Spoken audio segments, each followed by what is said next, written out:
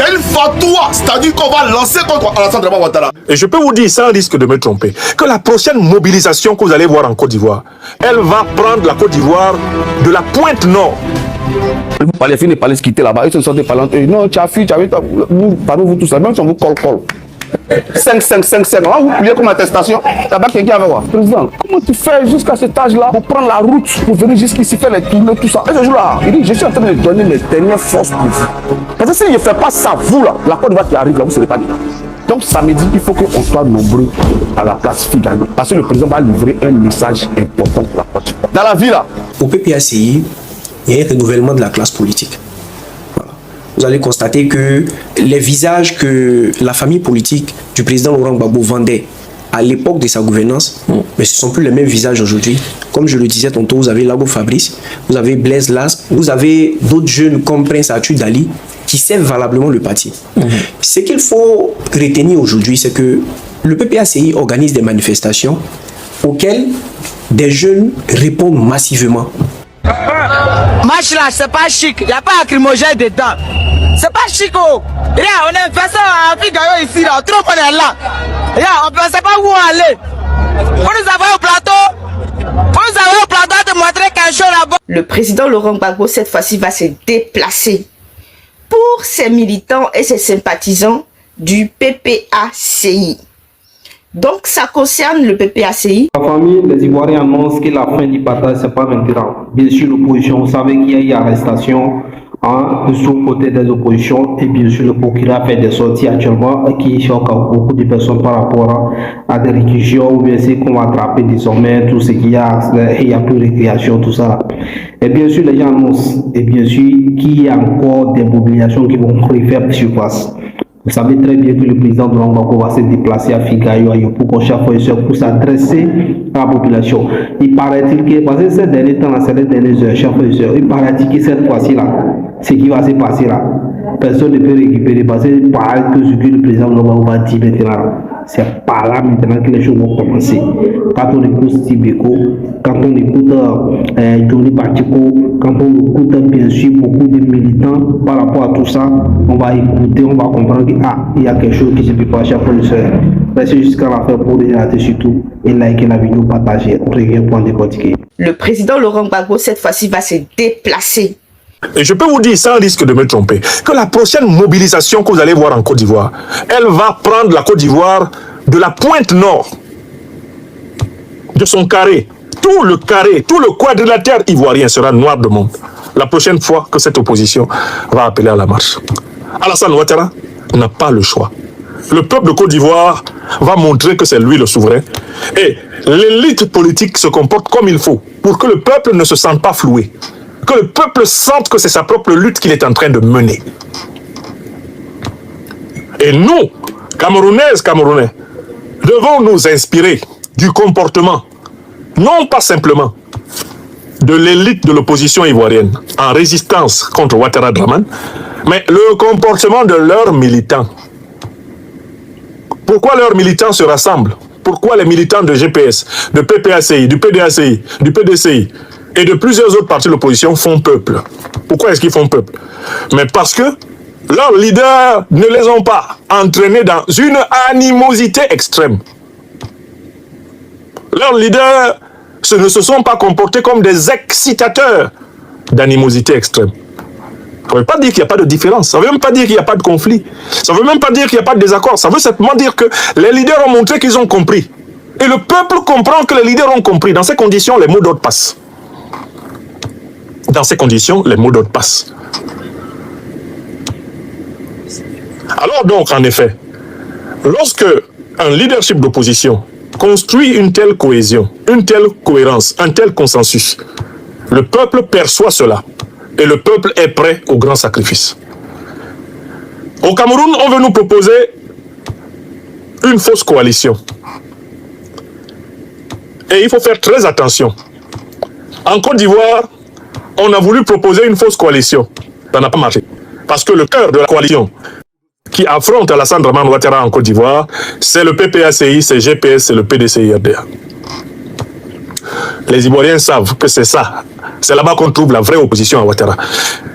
tous les autres partis qui sont plus ou moins alignés sur les positions de ce trio participent à la vraie opposition. Les autres faux partis que Ouattara a suscités, un peu comme par exemple le groupuscule de KKB, etc., ou le groupuscule de Blé Goudé, etc., on sait très bien qu'ils sont les figurants du pouvoir. En Côte d'Ivoire, les Ivoiriens savent qui est figurant et qui est opposant. Pour ces militants et ces sympathisants du PPACI. Donc, ça concerne le PPACI, mais ça ne veut pas dire que c'est fermé à tous les Ivoiriens. Donc, ceux qui se sentent proches de l'idéologie ou de la philosophie ou des objectifs du PPACI, du président Gbagbo, vous pouvez tous aller là-bas, à la place Figayo, pour écouter le meeting que le président Laurent Gbagbo va donner. C'est parce que c'est une date très importante et il y aura des messages, apparemment d'après les adhérents du PPACI, des messages très importants. Ça sera une guérilla urbaine dans la Côte d'Ivoire. Bien sûr, chers frères et sœurs, le procureur a fait ses annonces, le procureur a fait des ultimatums, il a lancé à toute la population de se ressaisir. Petit aussi, range toi là, ça c'est trop grave pour lui, donc il dit qu'ils vont traquer ceux qui ont fait ça. Et bien sûr, il y a des enlèvements, des arrestations, chers frères et sœurs, que l'opposition continue pas à dénoncer, chers frères et sœurs. Et bien sûr, il y aura encore, en tout cas, selon ce que dit la justice, c'est qu'ils vont poursuivre encore tous ceux qui vont rentrer dans ces jeux-là. Ça, c'est clair. Maintenant, chers frères et sœurs, est-ce que l'opposition s'arrête là? Le président de Gbagbo, le PPAC, le PDC, il dit qu'ils vont se battre. D'abord, le président de Gbagbo, vous savez, c'est quelqu'un qui se bat depuis très fort longtemps. Lui dit qu'il va se battre du début jusqu'à la fin, qu'il ne va pas s'arrêter, chers frères et sœurs. Si Beko également s'est déplacé toujours dans la préparation, bien sûr, de ces meetings-là, chers frères et sœurs, du président de Gbagbo. Chers frères et sœurs, ils disent bien sûr que c'est là-bas les choses sérieuses vont commencer. Donc, la marche que vous avez vue là, ça c'est rien ça. La marche que vous avez vue là. Donc ça c'est rien ça. Apprêtez-vous à plus de choses. Donc, il y a ces personnes qui sont sorties, bon, vous avez marché, bon, et après, est-ce qu'on a retiré la candidature? Est-ce que le président a retiré sa candidature? Mais il y a quelque chose qui se passe actuellement. Il paraît que l'ancien Premier ministre Patrick Achi, bien sûr, de la Côte d'Ivoire, s'est libéré de sa nationalité ivoirienne. Donc ça veut dire qu'il avait une nationalité française, ça veut dire qu'il avait une double nationalité. Donc on dit que la loi dit que donc une fois que tu as obtenu encore, ça dit une nationalité française, ça veut dire que là tu n'es plus ivoirien. Mais pourtant lui il était Premier ministre. On reviendra pour en parler de ça. Donc ça veut dire qu'à un moment donné, lui aussi n'était pas ivoirien ça. Donc ou bien c'est exclusivement pour le vice-président ou bien le président. Bon, ceux qui comprennent la chose n'ont qu'à venir décortiquer de plus. Mais ce qui est alertant dans cette vie. Il y a des moments qu'on t'explique et puis il y a des moments qu'il faut vivre. Il y a des moments dont il faut être témoin oculaire. Parce que ce samedi-là, ça va rentrer dans l'histoire. Voici l'arrivée du prodige de la prophétie des ancêtres. J'ai nommé Lago Fabrice alias Tibiko. Celui qui est garant de ma vie, de ma truc, en partant à l'été, dit, ah, même sa femme ne dit pas ça. La Côte d'Ivoire va mal. Mais quand on le dit, les gens disent, c'est parce que vous n'aimez pas ceux qui sont au pouvoir.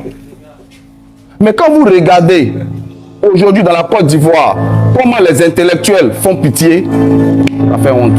Parce que des gens même que les parents ont mis à l'école et qui sont supposés éclairer les parents, c'est eux-mêmes là, qui sont aujourd'hui en train de ramper pour des miettes. On a un devoir d'instruction, on a un devoir de partage du savoir qu'on est parti à l'école.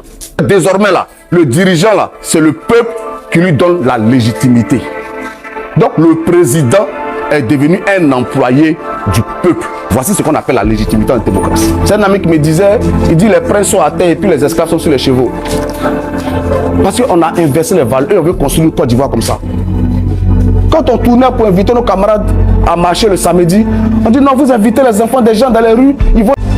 On dit mais qui tue les gens dans les rues? Qui? Depuis quand celui qui va dans la rue se fait tuer là, c'est lui qui est l'imbécile? C'est celui qui va dans la rue qui est l'imbécile? Donc quand vous n'avez pas le courage de dire le nom de celui qui est supposé laisser les enfants des gens se battre pour leur liberté. Il prend tous les terrains, il va au procès. On dit Babo, tu as braqué la BCAO. La BCAO même vient au procès, dit que nous là, on n'a rien perdu. Même 5 francs, on n'a pas perdu. Tu as volé, comment on va te juger? Et on le condamne et on dit qu'il peut être candidat. Mais nous, on ne va pas accepter ça. Nous, on ne peut pas accepter. Ça aussi là, il faut que les gens comprennent qu'on ne va pas le laisser comme ça. Ah, maintenant, ce qu'ils vont nous faire, ils vont faire. Dans la vie, là, chacun assume son destin, mais on ne peut pas accepter ça. Parce que les libertés dont nous jouissons aujourd'hui, la liberté d'association, la liberté de parole, le droit de vote, là, c'est Laurent Gbagbo qui s'est battu pour l'obtenir. Et c'est dans ce combat-là que nous nous sommes engagés, aux côtés du président Laurent Gbagbo. C'est pourquoi on n'accepte pas la distraction. C'est pourquoi on ne se laisse pas distraire. Parce que ce n'est pas une élection qui arrive là. Le combat que nous mènons là, c'est un combat pour la dignité. C'est un combat pour la vérité. C'est ce combat-là que nous sommes en train de mener. Mais ce combat-là, on ne peut pas le gagner sans vous. Donc, c'est la question là. Est-ce que le bon il est derrière? Donc, quand quelqu'un comme Laurent Gbagbo, qui a tout connu dans sa vie, qui a mené tous les combats de sa vie, qui a eu tous les honneurs dans sa vie, est sur le terrain là, pourtant tu as quelle excuse pour le mettre sur le terrain? Parce que vous pensez qu'on va vous regarder, et puis les élections vont arriver, vous allez patauger avec les Ivoiriens, et puis on dit c'est les bêtises. Hein? La Côte d'Ivoire là, la déstabilisation que Ouattara cherche, il aura. Ce qu'il entend le peuple, il veut la paix, il aura la paix. Mais la paix là, elle est conditionnée. La paix là, c'est la révision de la liste électorale. La paix, c'est la réinscription du président Gbagbo, du président Soro et du président Tidiane Thiam, etc. sur la liste électorale. Si tu veux faire enlever, etc. la paix, etc. là, lui-même, il n'a pas de problème avec ça. Mais les trois qui est cité là, leur réinscription sur la liste électorale. Et la troisième chose, c'est que notre constitution là, nous voulons qu'elle soit respectée. Yo sais que, chers frères et sœurs, les gens sont déterminés parce que les gens disent que non, après cette marche, tout ça là, bon, peut-être que mais M. Patrick Akis a changé sa nationalité, c'est peut-être parce que c'est lui qui veut remplacer le président Alassane Ouattara, parce que les gens croient toujours que le président Alassane Ouattara va se présenter, peu importe ce qu'il y a, et il dit qu'il n'y a pas moyen en fait. Et ils disent que la CI même qui est là-bas, c'est pas eux qui va les juger. Mais un truc qui est sûr, que moi j'ai su, c'est que c'est probable, c'est que le président Gbagbo peut être candidat. Mais est-ce que c'est pas la CI là?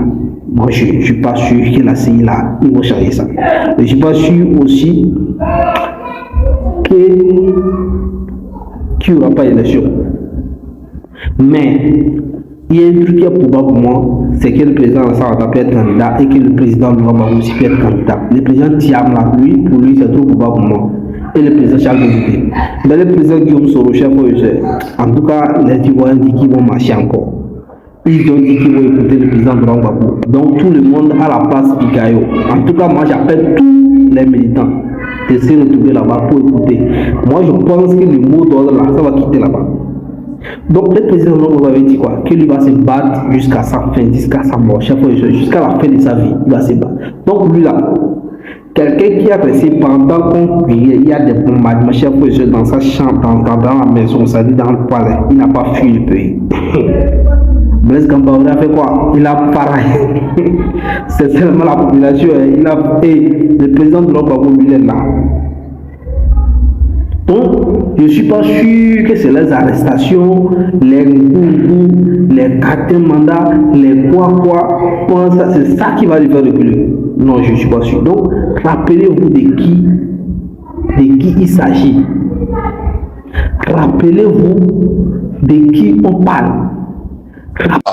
Ce qui va se passer en Côte d'Ivoire, si vous ne prenez garde, le Rwanda là c'est petit. Et après ça là, les Ivoiriens vont comprendre qu'il est important de rester unis. On ne permettra plus à un intrus de venir nous diviser.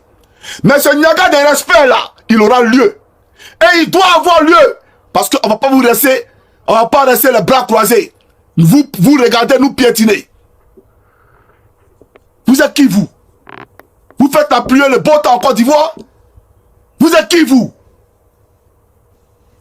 Soyons sérieux là. Tu parles de menaces. Prison. Matin, midi, soir, prison. Tu parles ici 20 ans. Mais tu vas goûter les 20 ans là. Les 20 ans là, tu vas goûter ça. Et il n'y a pas pardon dedans. Moi, ça me plaît parce que je connais, je sais où on va. Toi, tu ne vois pas. Tu as comme un enfant au dos. C'est sa maman qui marche, lui, il ne voit pas la route. Et il ne voit pas la longueur de la route. Toi, tu as un enfant au dos, toi, le procureur. Nous, on sait où on va. Et on connaît la terminaison. Tu vas en partir. Et tu vas sentir ça par le port. J'aimerais te le dire. Tu vas sentir ça par le port. On ne va pas te laisser. Parce que vous, qui vous inscrivez du mauvais côté de l'histoire, qui est le peuple de Côte d'Ivoire, au service de Lucifer, au service de Maman du Alassane Dramane Ouattara, on ne vous laissera pas.